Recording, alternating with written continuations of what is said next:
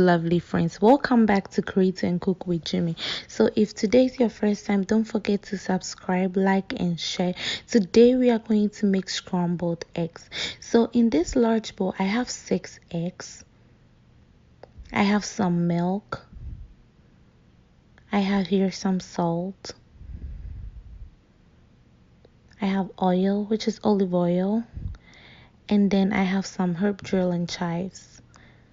So in this bowl I'm just going to crack my eggs.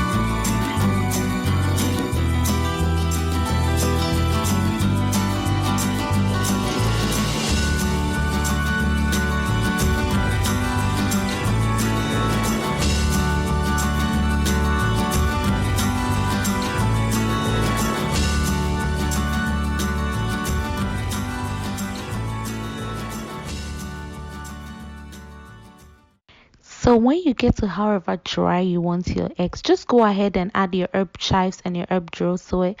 I like adding herb chives and drill to my eggs because I love the flavor it gives to the eggs. And voila, you have this creamy, nice looking and tasty scrambled eggs. Well, if you are new here, don't forget to subscribe, share and like. Thanks for watching. See you next time. Bye.